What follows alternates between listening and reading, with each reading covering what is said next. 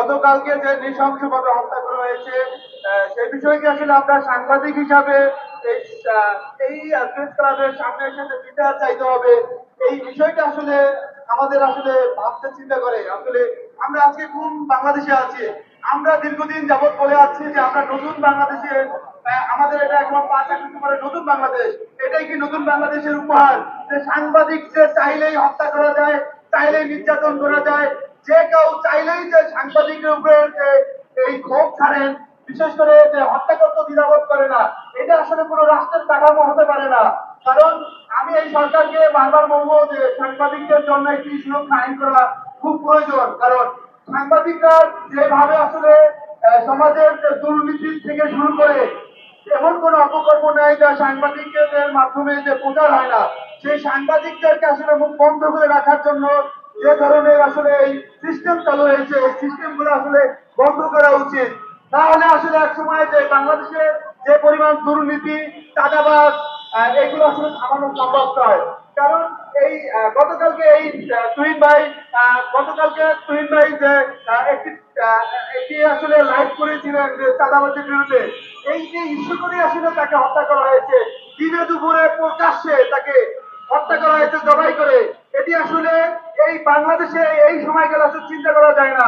সাংবাদিকদের যদি হত্যা করা হয় বা কোনো ধরনের হত্যাকাণ্ডের শিকার হয়, সেক্ষেত্রে যদি আসলে এই সরকার তাৎক্ষণিক কোনো ব্যবস্থা না নেয় এবং রাষ্ট্রীয়ভাবে যদি কোনো ব্যবস্থা না নেওয়া হয়, তাহলে এই দায়ভার কে নিবে? এই সাংবাদিক তুহিন হত্যা দায় কখনোই আসলে রাষ্ট্র এড়াতে পারে না। কারণ এই সাংবাদিক তুহিন আসলে এই অন্যায়ের বিরুদ্ধে আসলে প্রতিবাদ করেছিলেন এবং একটি লাইভ করেছিলেন। একটি লাইভের জন্য একটা মানুষের আসলে জীবন যেতে পারে না, কোন চাঁদাবাজের জন্য একজন সাংবাদিকের জীবন যেতে পারে না, এটা হতে পারে না।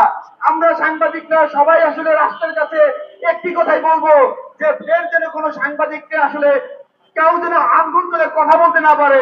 সাংবাদিকদেরকে যারা তাদের কলম এবং ক্যামেরা বন্ধ রাখতে চায়, তাদেরকে আসলে আসলে বিশেষ করে সাংবাদিকদের থামিয়ে দিয়ে আসলে কিছু করা সম্ভব নয় বাংলাদেশে। কারণ সাবেক যে স্বৈরাচার সরকার বাংলাদেশ থেকে পালিয়ে গেছে, সেখানে আসলে এই সাংবাদিকদের ভূমিকা সর্বোচ্চ বেশি। কারণ এই সাংবাদিকরা যদি আসলে সংবাদ প্রচার না করতো, তাহলে 5 আগস্টের মতো ঘটনা নাও ঘটতে পারতো। কারণ দেশের মানুষ আসলে এই সাংবাদিকদের মাধ্যমে আসলে অগ্রসর হয়েছে। আমি একটি কথাই বলবো যে আসলে এরপরের থেকে আর যেন কোনো সাংবাদিকদের কেউ যেন হত্যা করতে না পারে, নির্যাতনের শিকার না হয়। আমি চাইবো যে আমাদের যত সংগঠন আছে সাংবাদিকদের, সবাই আসলে সাংবাদিকদের পাশে দাঁড়াবে। আসলে সাংবাদিক সংগঠন শুধু সাংবাদিকদের জন্যই।